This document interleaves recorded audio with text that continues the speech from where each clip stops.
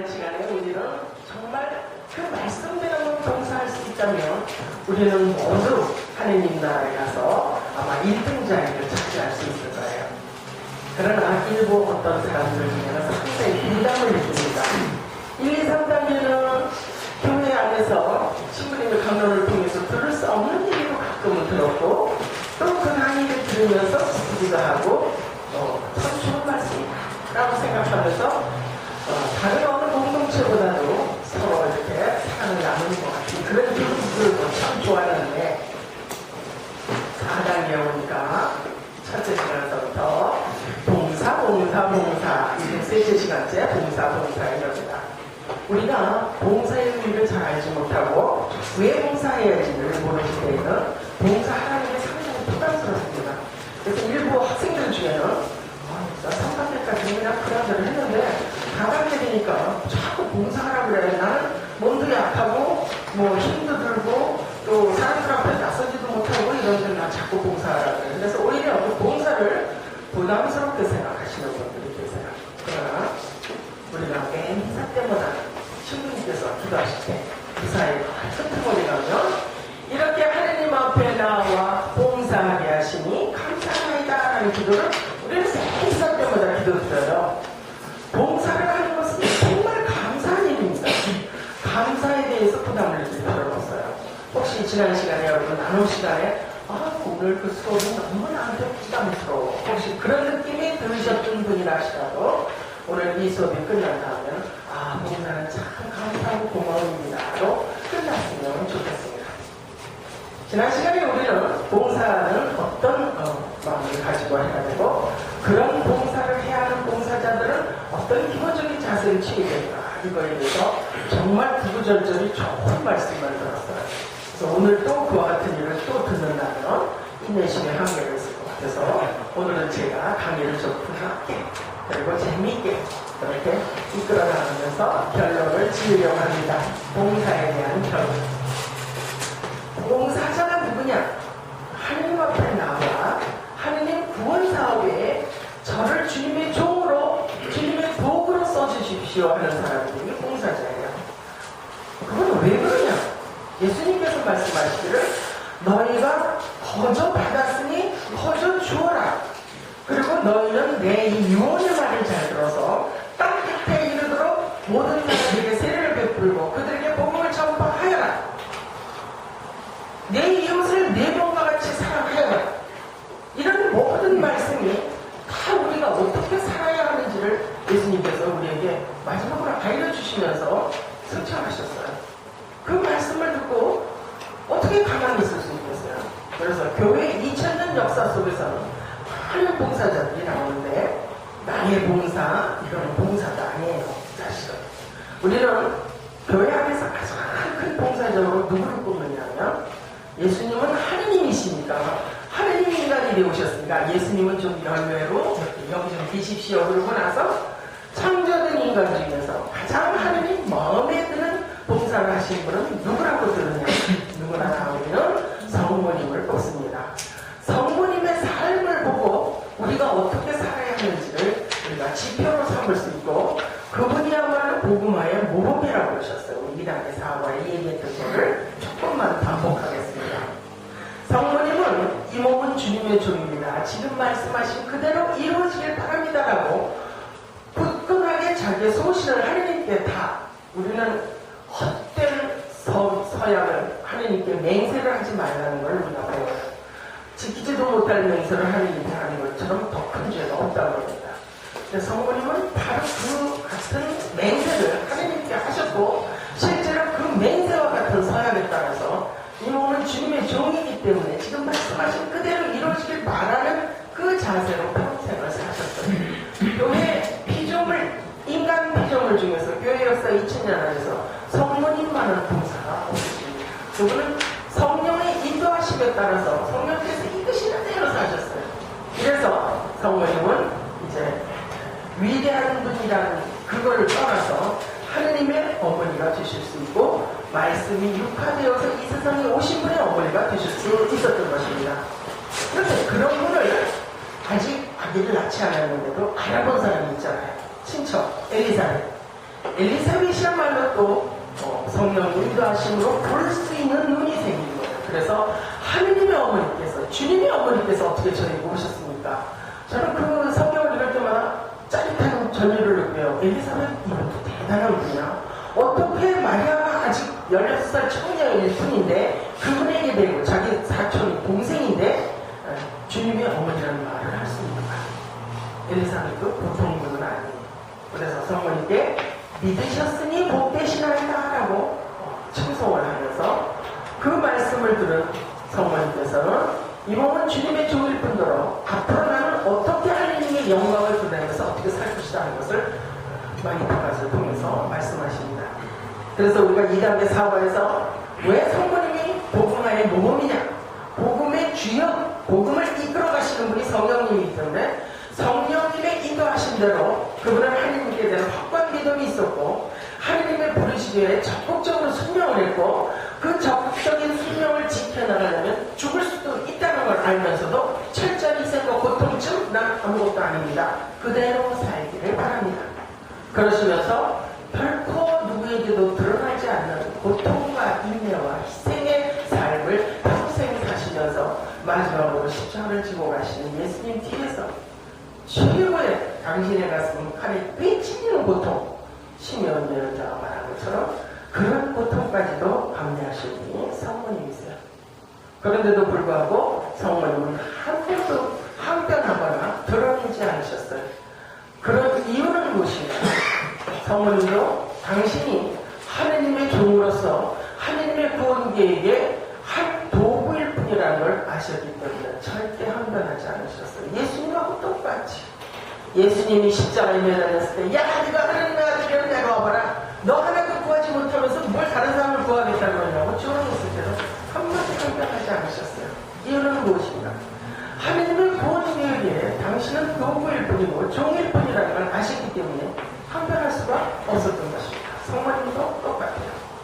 이래서 우리는 마리아를 부정하고 어떻게 그리스도교가 있을 수 있느냐? 마리아를 부정하고는 그리스도교가 있을 수가 없다.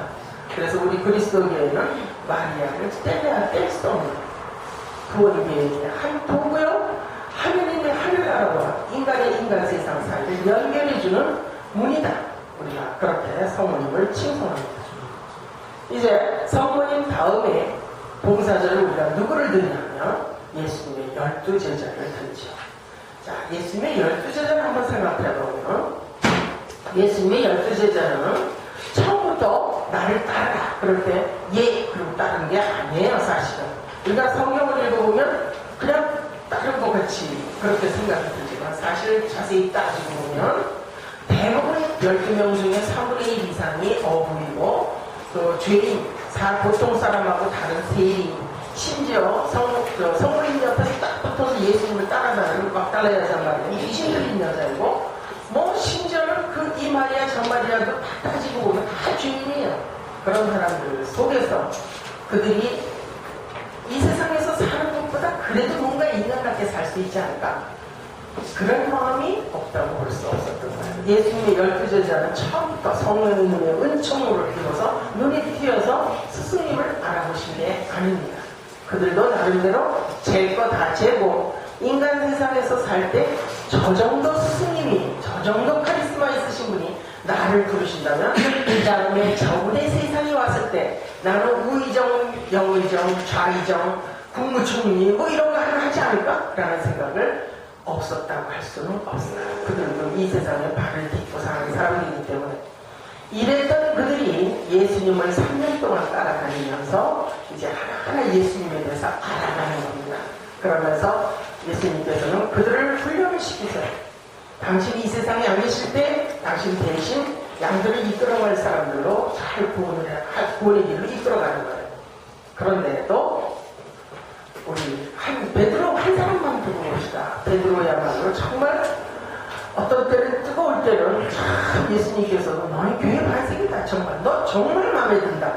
이런 대답을 할 때가 있었냐면 어떤 때는 사탄을 불러가라 할 정도로 우리 모두의 마음속에는 때로는 예수님의 마음처럼 때로는 성모님의 마음처럼 이러다가도 때로는 사탄의 유혹에 자기를 위해서 어쩔 수 없이 이끌려 다니는 연약할 때에는 사탄아 물러가라 하는 그 베드로의 심정과 똑같은 심정으로 우리가 이 세상에서 살아간다. 이들이 그런 세상 욕심이 없었다면 성경에서 왜 이런 얘기를 했겠어요? 사도 요한과 야고보를 어머니가 데리고 와서 스승님의 나라가 오면 한 아들을 우측에 한 아들을 좌측에 세워주십시오. 얼마나 속속들이 속에 있는 얘기를 표현했는지 알 수 있어요. 이렇게 예수님의 제자들도 처음에는 그랬습니다. 최소한 내가 지금 인간 세상에서 어부로서 세리로서 뭔가 하잘 것 없는 일을 하는 이거보다는 그래도 잘 살 수 있겠지, 이런 생각으로 스승님을 따르기 시작했어요. 그랬기 때문에 예수님께서 십자가에 매달려 붙잡혀서 가실 때 사도 요한 빼놓고는 아무도 예수님을 따라간 사람이 없어요. 다 도망가 버렸어요. 그리고 심지어는 그렇게 믿었던 분이 십자가에 지고 가신다면, 이제 십자가에서 처형될 거라면 우리도 위험하다, 목숨이. 그래서 나는 어디 숨어야겠다. 기껏 숨은 게 다락방에 숨은 게 밖을 못 나왔어요. 이랬더니 그들이 성령의 은총을 입은 때에 사람들이 180도 달라지죠. 우리 132 성인들이 어떻게 그 당시에 목숨을 그렇게, 세상에 사람이 목숨보다도 귀한 게 없는데 그렇게 목숨을 내던지면서 하느님, 즉 예수님이신 하느님을 증거하기 위해서, 영광을 돌리기 위해서, 예수가 그리스도이시다, 구세주이시다, 이걸 증거하기 위해서 죽을 수 있었던가? 처음에 우리는 지금도 그렇습니다. 나보고 그렇게 증거하다 죽으라고 하면 다 배반할 거예요. 박해시대 때 우리나라도 엄청난 박해를 받았지만 아주 교묘하고 악랄하고 잔인하게 박해를 했던 나라가 옆에 있는 나라 일본입니다. 그렇게 해서 일본은 아주 잔인하게 그 사람들을 예수님 하느님으로부터 멀리 떨어뜨렸어요. 배반하지 않고는 제 목숨을 구할 수가 없었던 그런 상황이었어요.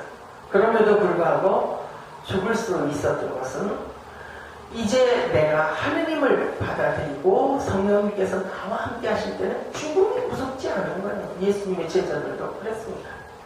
다락방에 모여있을 때는 누가 와서 문만 두드리는 바삭 소리만 나면 벌벌벌 떨고 나 이제 곧 잡혀갈 거야.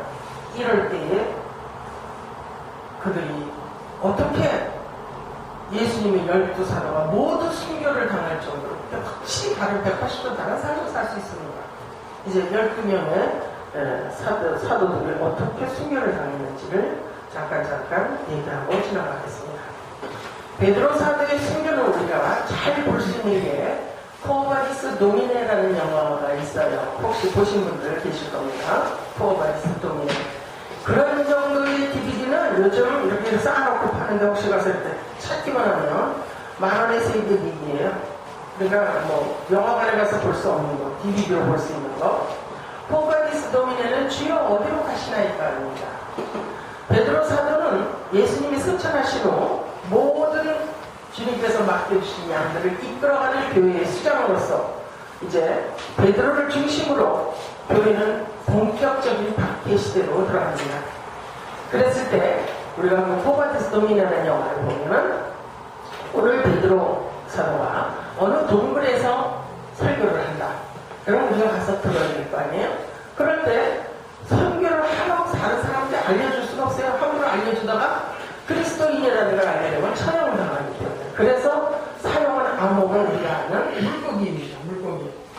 물고기를 그 당시 말로 익티스라고 했대요. 익티스. 아마 익티스를 예수는 그리스도이시다의 첫 자를 떼면 합치면 익티스가 된대요. 아마 라틴어였을 거예요. 로마 시대였으니까. 이 익티스가 신자들의 표시를 나타내는 암호였습니다. 손바닥에 이렇게 이렇게 또는 땅바닥에 이렇게 살짝 물고기를 그리면 서로 눈빛이 달라지는 거죠. 아무 표정이 없으면 이 사람은 신자가 아닌 거예요.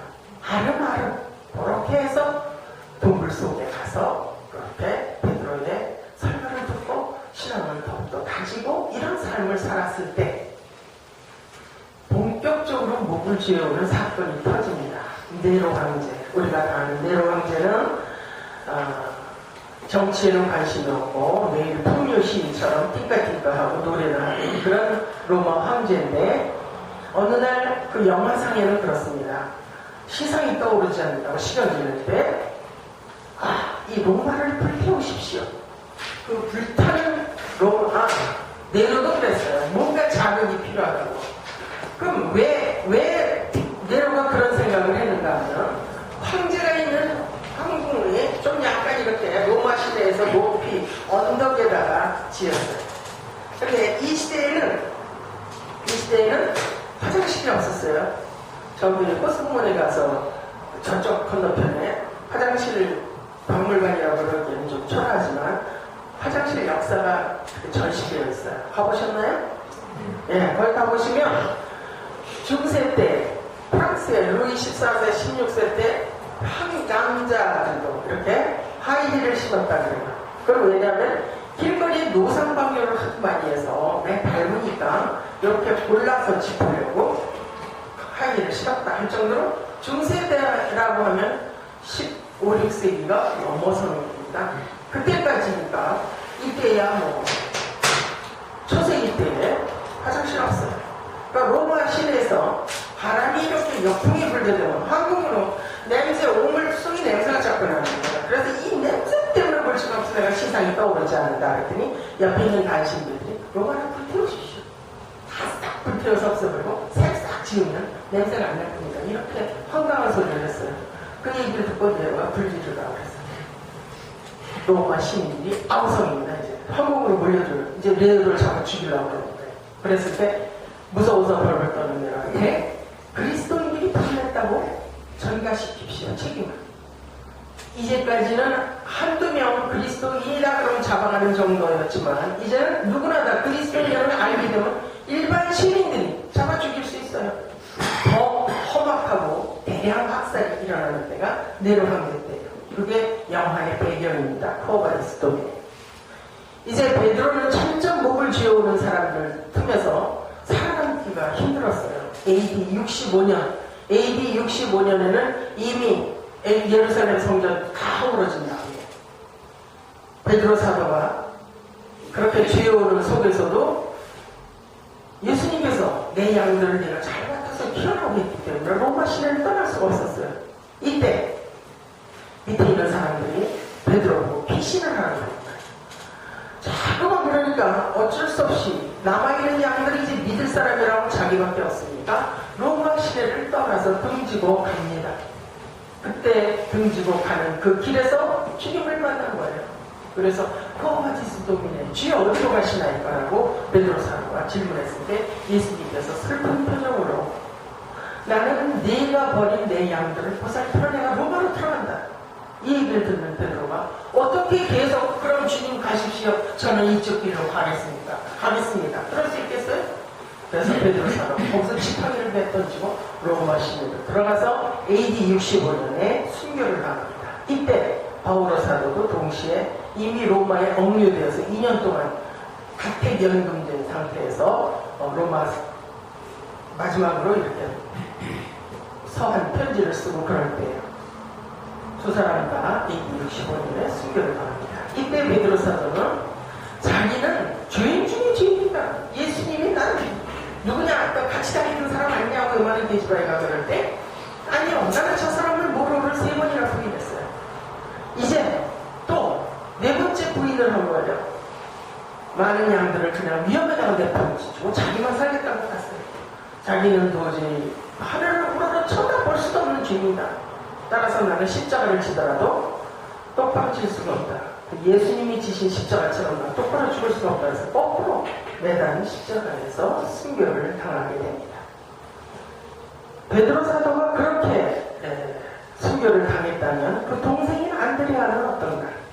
안드레아는 그러니까 베드로 사도가 우리가 다 알다시피 제1대 로마 교황님이십니다. 로마 전체 서방교회에 서방교회에 교황이 되시고 동생인 안드레아는 동방교회 우리를 서방교회라고 하고 동방교회는 평화방송에서 이렇게 바티칸에서 기사 드릴 때 보면 세계 여러 나라 죽여들고 있을 때 머리부터 발끝까지 새까맣게 입고 이렇게 수염 많이 기른 그런 추기경이나 주경이들 이런 것들 보시잖아요. 그 동방교회 사제복입니다. 그 대표로 안드레아가 동방교회에서 세계 총대주교가 됩니다. 형은 서방교회, 동생은 동방교회의 주교가 되는 거예요. 안드레아도 그리스 파트리시아에서 복음을 선포하다가 엑스자형 십자가에 못 박혀서 순교를 합니다. 그럼 이들은 왜 이렇게 순교를 당하는가? 오로지 예수는 그리스도이시다, 예수가 메시아이시다라는 것을 증거하기 위해서. 그런데 이들이 처음에 주님께서 부르실 때는 세상의 욕심을 생각하고 나는 우편에 좌편에 좌의정 우의정 할 거야 했던 사람들이 성령의 은총을 입은 후에 성령과 함께 할 때 두려움과 무서움이 없어졌던 거예요. 그래서 나가서 죽어도 좋다, 자발적으로 자진적으로 복음을 선포하게 되고 결과적으로 하느님의 영광을 위해서 순교를 당하게 됩니다.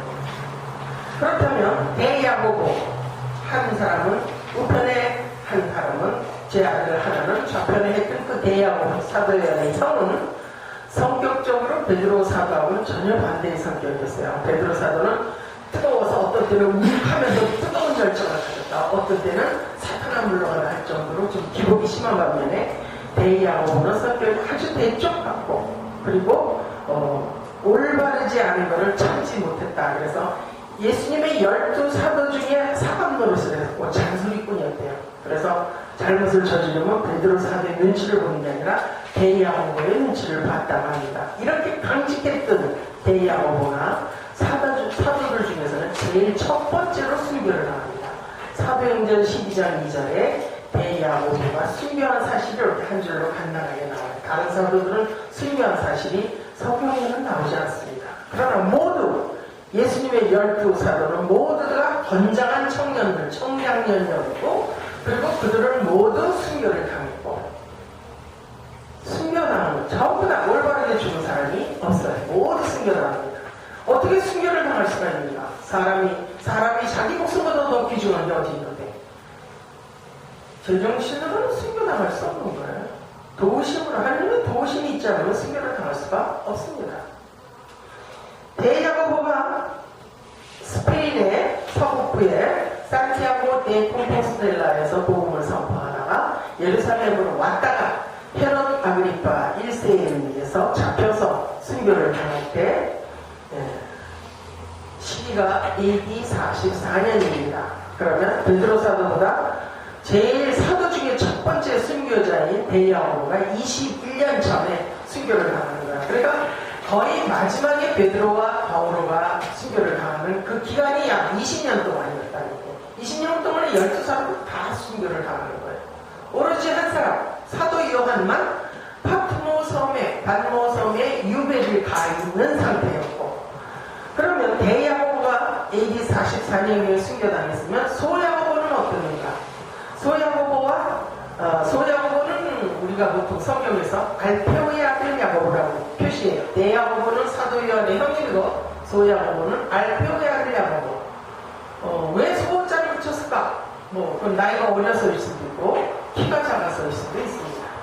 이 소야고보가 예루살렘 초대 주교가 됩니다. 베드로 사도가 교황일이 될 때 소야고보가 예루살렘 대주교, 초대주교. 그러면서 그는 팔레스티나와 이집트를 선교하다가 붙잡혀서 신전 꼭대기라 하면 이교도들의 신전을 말하는 거겠죠. 높은 꼭대기에 올라와서 밀어 떨어뜨렸는데 죽지 않았어요. 이때 이교도들이 그를 몽둥이로 쳐서 죽게 됩니다. 그래서 순교하게 되죠. 그리고 소야고보는 신약에 우리가 야고보서가 있죠. 야고보서의 저자이기도 합니다. 사도 요한은 십자가 밑에서 서 있는 성모님과 요한을 보고 이분이 내 어머니이시다. 여인이시여 이 사람이 당신의 아들입니다라고 당신의 어머니를 이 세상에 내어주는 그와 같은 장면이 있죠. 십자가 밑에서. 이때 요한은 역시 붙잡힙니다. 성모님을 끝까지 모셔야 할 책임이 있는 요한이에요. 그럼에도 불구하고 붙잡혔어요. 그랬을 때 사도 요한은 붙잡혀서 어떻게 순교를 당할 뻔했느냐면 끓는 기름 가마솥에다가 집어넣었습니다. 그런데 죽지 않았어요. 하나도 다치지 않고 도로 살아났어요. 그러니까 이번에는 파트모 섬에다가 유배를 보냅니다. 파트모 섬은 터키와 그리스 사이에 에게해가 있죠. 그 에게해에 있는 한 섬입니다. 거기에다가 유배를 하는데 가끔 평화방송에서 특히 이 사순시기에나마 그런 영화들이 많이 나올 거예요. 뭔가 TV를 볼 게 없다. 그럴 때는 평화방송을 틀어보면 아주 유용한 그런 걸 알 수 있어요. 영화가 뭐 약간 그 좀 드라마틱하고 좀 판타스틱한 면은 있겠지만 그래도 사실이 다 내포되어 있는 거거든요. 저는 거기서 사도 요한 묵시록의 저자 쓸 때 그 사도 요한이라는 영화도 평화방송에서 봤고 성 토마스 사도 요한의 거 유다 이스카리ot에 관한 것도 그런 영화를 통해서 평화방송에서 보았습니다. 사도 요한은 죽지 않고 파트모 섬에 유배됐을 때 이제 세상 밖에는 거의 대부분의 사도들이 다 순교당했어요.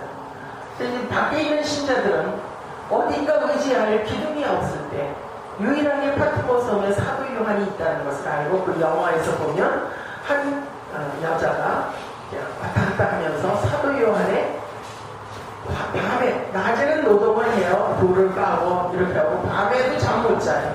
계속 그 환실 속에서 주님이 보여주시는 걸 써야 되기 때문에 요한 묵시록. 그래서 그거를 두루마리에서 몰래 몸에다 숨겨서 죽음을 무릅쓰고 이 세상으로 내보는 것이 요한 묵시록입니다.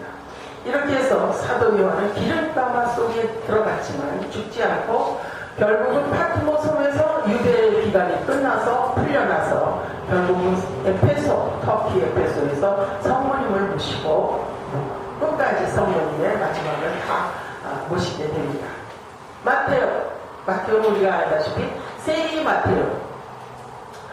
마테오 세리를 왜 사람을 구속하지 않고 죄인 중에 죄인이라고 하면서 바리사이는 저는 이렇게 일주일에 어떻게 몇 번 단식을 했고 11절을 어떻게 바쳤고 이렇게 거만하게 기도할 때 세리는 구석에서 저는 죄인입니다 이런 기도를 했다. 세리가 죄인인 건 사실이에요. 우리가 지금 세무 관계에 있는 공무원들을 만약에 죄인이라고 하면 큰일 나죠. 강직한 거예요. 요즘은 우리가 생각하는 세무에 관계되는 세무과 관계되는 그런 공무원들은 아주 강직한 분이라고 우리가 인정을 합니다. 이때의 세리들은 어떤 짓을 했느냐. 예를 들어서 마테오도 다마스커스에서 카파르나움으로 통행하는 차들 지금은 우리가 하이패스도 있고 돈을 넣어야만 문이 열리는 데를 다니기 때문에 어떻게 그 세금을 팽창할 수가 있어? 라고 생각할지 모르지만 이때는 그냥 세리가 돈 내라는 대로 내는 거예요. 그러니까 세리는 마음대로 풀릴 수 있어요. 통과세. 그래서